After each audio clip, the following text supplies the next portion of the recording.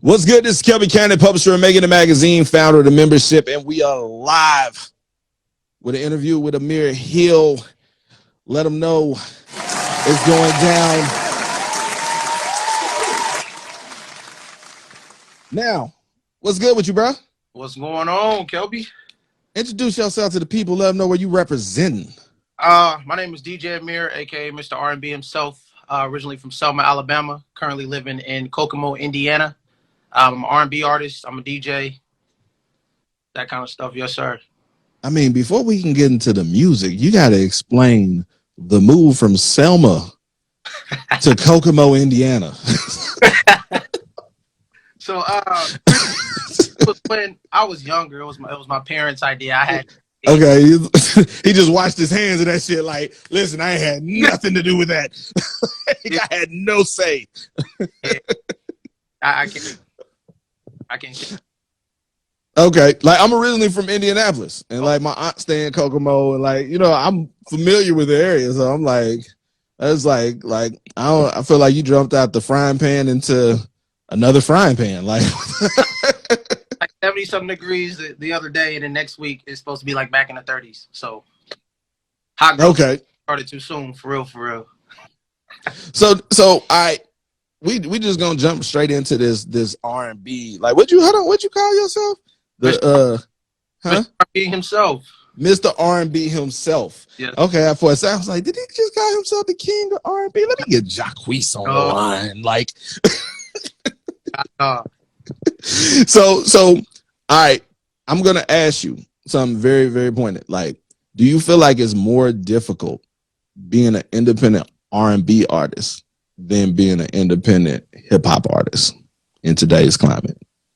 For me, I'm gonna say yes, because the R&B artists that I grew up on, or that were kind of popular in me growing up, Trey Songz, Chris Brown, them kind of artists, when they made that kind of hip-hop switch, and that was kind of like the last version of true R&B that you got. So that's why I was just like, well, I mean, nobody really want that 90s, that true 90s, 2000, early 2000s R&B anymore. So when I write my music, I listen to a lot of like Babyface, Brian McKnight, them kind of artists that was true love making, true heartbreak music. And I try to incorporate that, but with today's situations and kind of stuff that I go through. That's how I kind of make my music. Okay.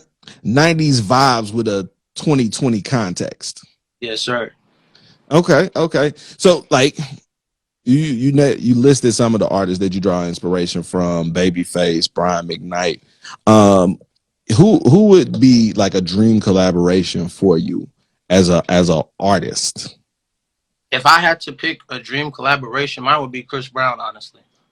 Chris Brown, one of these rappity rapping singing niggas. Like, I thought you was about to go with some. No, honestly, when I look at Chris Brown, I look at him as an entertainer. Right. I look as somebody who can do a show and sing the same song 30 times, and you will get that same energy each time. Right. So when I look at Chris Brown, I don't look at him just as, I look at his consistency. I look at how he carries himself when he's dancing. He gives it his all. I've seen him in concert numerous times. So that's what I look at when it comes to him. Okay. Yo, like, I ain't even like Chris Brown a beast. Like, I'm like running up a wall singing. Like, what the hell?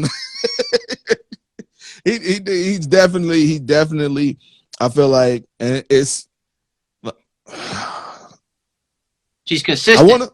I want to say a GOAT. You feel me? Like for this generation, but it's like so many people say that shit and they just throw that shit around willy-nilly. Like, it's like it damn near don't have any meaning, but like he's definitely, I would say, one of the greats. Like and for him to have like the kind of the respect that he has and the track record that he has in today's industry, where you have to be so consistent with constantly putting out content and social media and all of that shit, that speaks volumes to his talent as an entertainer. Oh yeah. But fuck Chris Brown. Let's talk about Ameer Hill.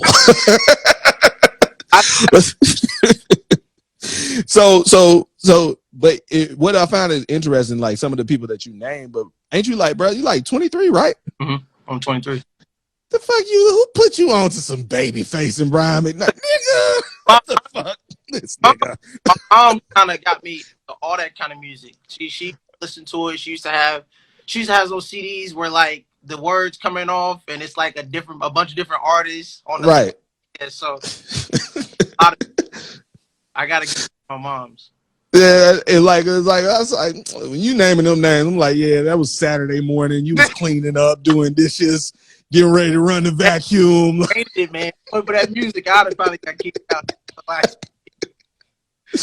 Yo, that's dope shit. Dope shit. So, like you recently performed. Was you performed down here during what was it, Super Bowl weekend this year? Sir.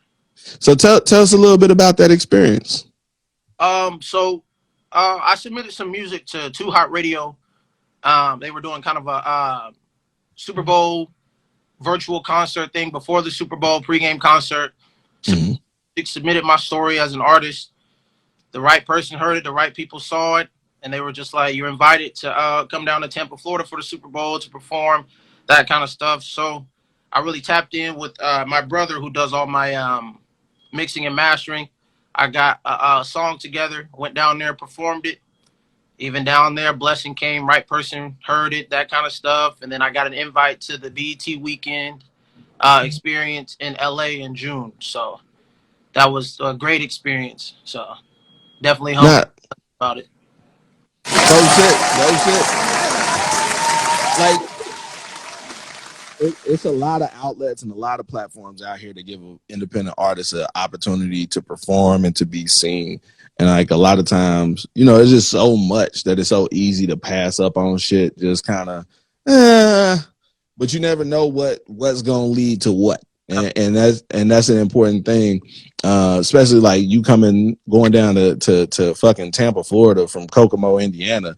Like that ain't no motherfucking 1-2 hour drive. Uh, There ain't no short flight. Like it's like that shows a level of dedication to the music. So like how would you say like with those performance opportunities, like I feel like as an independent artist and knowing that you're in Kokomo, there probably aren't a lot of opportunities for you to get on stage like there are in Atlanta or Houston or something like that. How are you developing, or how do you feel has been the best way for you to develop your stage presence and being consistent with your performing? Honestly, it's more of it's that drive and dedication, knowing that nothing's going to get handed to me. And I encourage a lot of independent artists. When it comes to those opportunities, a lot of them may seem fishy. A lot of them may seem like, oh, they're not going to pick me, whatever, whatever. But you never know. So you always have to just get your name in there just to get, because you don't know who's listening. You don't know who's going to read it, who's going to do the picking, that kind of stuff. And honestly, as an R&B artist, because everybody's so mainstream hip hop now, as soon as you get 30 people rapping and then that one guy that starts singing, he's automatically going to stand out in that crowd. So Exactly. that's kind of my motivation, that I already know that the first 30 people that's going to perform are going to be rapping or trying to sound like Lil Baby or Gunna or somebody that's major right now. So as soon as I start singing, it's automatically going to like give them a change of listening, that kind of stuff. So that's why I do it. Okay. So listen, we can't talk about your music. We got to let them experience it. I got this Mean It pulled up, produced by Jeff the Chef. We about to run that. This is Ameer Hill, Mean It. Let us know what you think in the comments.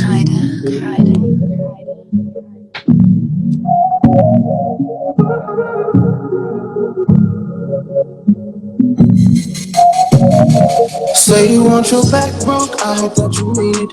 Begging me for deep strokes, make sure you receive it. You gon' end up with your back broke, legs wide, hickeys on your neck. You know I'm that nigga, gonna give me my respect. You want your back broke, I hope that you mean it. Begging me for deep strokes, make sure you receive it. You gon' end up with your back broke, legs wide, hickeys on your neck. You know I'm that nigga, gonna give me my respect. Come to your front yard, come in through garage. Make it clap for me like round of applause. I'm here for one night, so no time to play. Kiss on your stomach, get thighs in your ways. I live between your knees. I don't want nobody else, I'm just here to please. Oh yeah. Watch my baby throw it back. I'ma take you down, down like we in a match. You want your back broke, I hope that you mean it. Begging me for deep strokes, make sure you receive it. You gon' end up with your back broke, legs wide, hickeys on your neck. You know I'm that nigga, gonna give me my respect. You want your back broke, I hope that you mean it. Begging me for deep strokes, make sure you receive it. You gon' end up with your back broke, legs wide, hickeys on your neck. You know I'm that nigga, gonna give me my respect. I give it to you if I make you tap out. Stay hydrated, girl, I don't want you to pass out. Neighbors complaining cause you making all them loud sounds. Changing positions, switch it up, now that's what I'm about. Yeah. Love the way you grip them sheets, love the way you grip on me. Got water running down your knees, just sprinkling all over me. Got water all over me, like I'm diving in your sea. Shawty, she my little freak. Say you want your back broke, I hope that you mean it. Begging me for deep strokes, make sure you receive it. You gon' end up with your back broke, legs wide, hickeys on your neck. You know I'm that nigga, gonna give me my respect. You want your back broke, I hope that you mean it. Begging me for deep strokes, make sure you receive it. You gon' end up with your back broke, legs wide, hickeys on your neck. You know I'm that nigga, gonna give me my respect. You know, I'm not playing around with you. What can they say? Yeah, fresh.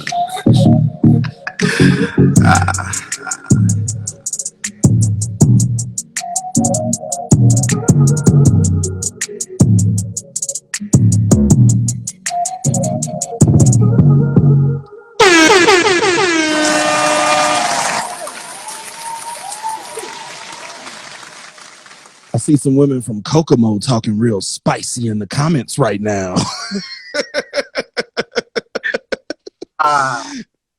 Definitely a bop. Dope vibes. I fuck with it. Like, you ain't got no reason to be complaining about this rap shit, nigga. Like, listen, you dropping records like that. You dropping records like that, my nigga.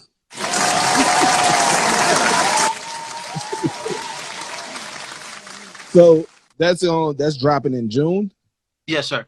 All right, so he timing everything for his BET experience weekend. He gonna make a whole month of June. I see the marketing. I see the marketing. I see what you're doing. Yeah. So before we get up out of here, is there any last things that you want to let the people know about? Honestly, just stay driven. I heard you talking about earlier with the last dude about everybody's putting themselves on this timetable. Like, oh, I might be too old, whatever, might be too young. It's never the case, man. Music has been around for years. Music's been around for. I mean, we just had a versus with the Isley Brothers and another old icon. So the music's gonna stay. See, you don't even know their names because they old. Look at this nigga. But no, and but no, I just want everybody just to know that no matter what, just keep going. And like you said, don't there's nothing wrong with being humble, but make sure you confident at the same time. Because like one of my I tried to be humble, that kind of stuff, but you gotta believe in yourself in order for everybody else to. So definitely just stay pushing, keep going, don't give up no matter what nobody else say. That shit's irrelevant, honestly. And for those of you playing at home, the other group was Earth, Wind, and All right. Fire. Let the people know where they can follow you at. Ameer Hill on all major music platforms. Find me on social media, Ameer_Hill. Like I said, iHeartRadio, Spotify, Apple Music at Ameer Hill. My name's the only one that's gonna pop up when you type that in, AMEER. So definitely go check it out. I appreciate you for tapping in with us, bro. Yes, sir.